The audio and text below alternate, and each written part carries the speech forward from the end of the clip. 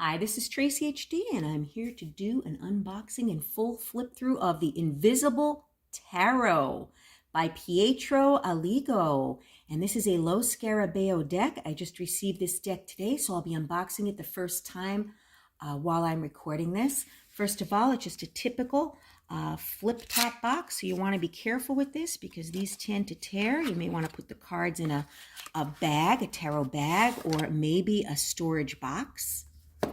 Okay, let's see what we have inside. Oops, I'm missing these cards here. Sorry about that. We don't want to tip the camera here. Better take it easy. All right. First of all, let's take a look at the guidebook and see what we have here. The guidebook is just a typical paper guidebook like you would normally get with the Lo Scarabeo decks.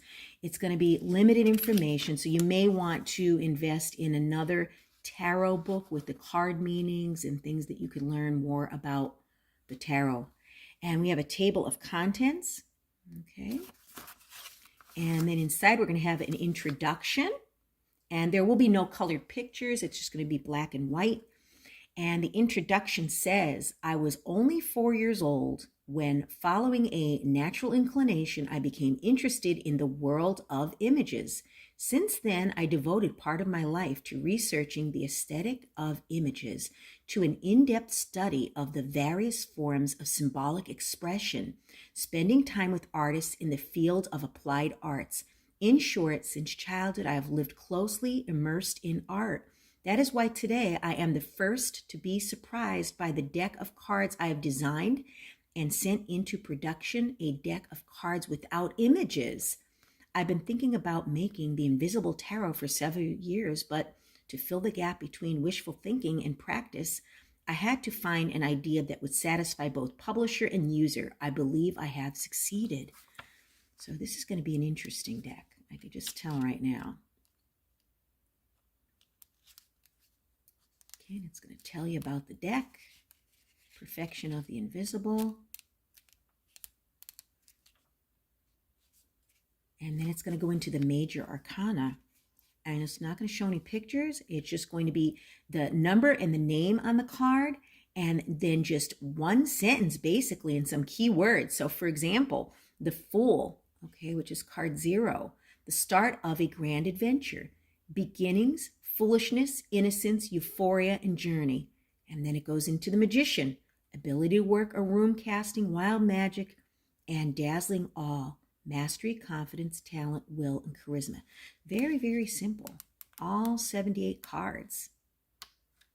Okay, so let's take a look at these. First of all, they are the average tarot size card.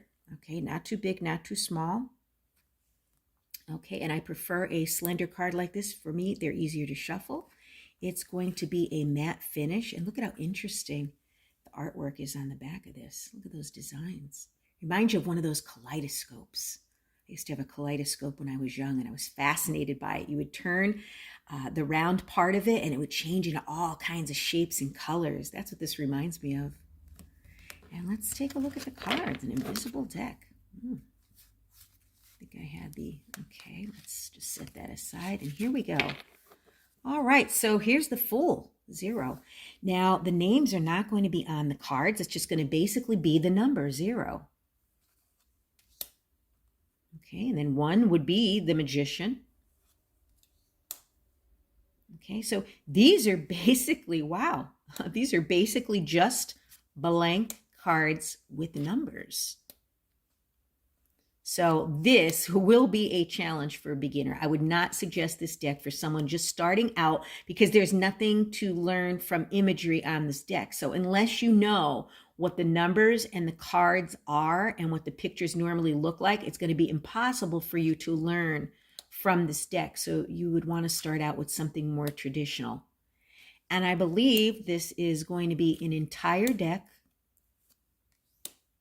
of invisible. Well, the major arcana is, looks like here, I don't want to cheat and spoil the surprise. There's some color coming up, which is nice. So this is the major arcana. So you'd have to know your Roman numerals and what cards these represent. Okay, and then we get into the color pictures. How gorgeous is that? Oh, one color picture. And then we're just going to have, here's the Ace of Cups. So we have the number 1, which means the ace, and then the cup symbol down here. This is the Ace of Cups, 2 of Cups, 3 of Cups, 4 of Cups, 5. So you get the gist of this. It's truly an invisible deck with one colored card in between the major and the minor arcana. Okay, and then we have the Page of Cups. Knight symbol here, the horse, and then the cup. And then we have the Queen's crown, the Queen of Cups. And we have the King's crown of Cups, King of Cups. Then it goes into the Pentacles. 1 would be the Ace of Pentacles, 2 of Pentacles, 3 of Pentacles, 4 of Pentacles, 5 of Pentacles, 6 of Pentacles, 7 of Pentacles, 8 of Pentacles, 9 of Pentacles, 10 of Pentacles. Then we have the Page of Pentacles, the Knight of Pentacles, the Queen, and the King. Then we go into the Wands. We have the Ace of Wands, 2 of Wands, 3 of Wands, 4 of Wands, 5 of Wands, 6 of Wands, 7 of Wands, 8 of Wands, 9 of Wands, 10 of Wands. Then we have the Page of Wands, Knight of Wands, Queen of Wands, King of Wands, and then we go into the Swords. Now, these are also, which I should have mentioned, the swords are going to be colored in blue. They're going to have blue symbols. And the wands are going to be red, and red's good for fire. I would think that the blue would have been the cups because there are water and water is blue. So this is interesting that they chose the blue for the swords. And let me check back here. For the pentacles, did they use green? No, for the pentacles, I would imagine they'd use green because that's, to me, the most earthy color. It's the color of nature. But they used like a golden color. So I guess the golden pentacles, like gold coins. So that works. And then they used the green for the cups. Yeah, they used green for cups and blue for swords. I would think that the green would be for the pentacles and the blue would be for the cups, but that's just me. Anyway, we have the Ace of Swords, 2 of Swords, 3 of Swords, 4 of Swords, 5 of Swords, 6 of Swords, 7, 8, 9, 10. And you get the gist of this, of exactly what it is. It's an invisible tarot. So extremely challenging for someone who is starting out. I would not suggest this for a beginner whatsoever because you're not going to have any imagery to learn from. Let's see how these are to shuffle.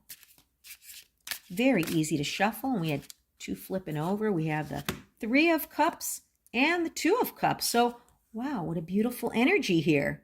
Okay, so maybe some of you might be celebrating today with the 3 of Cups or the 2 of Cups, maybe deepening a relationship or maybe a new relationship is on its way to you. Very interesting. This is an interesting deck to add to my ever-growing tarot deck collection. And if you'd like to purchase this deck, you could click the link in the description box down below. And if you've enjoyed this full flip through and unboxing, please hit the like button to help this channel get more exposure and grow. Drop a comment down below if this resonates with you or tell me what you think of this deck because it's very different and unique. And above all, subscribe because I will be back with more.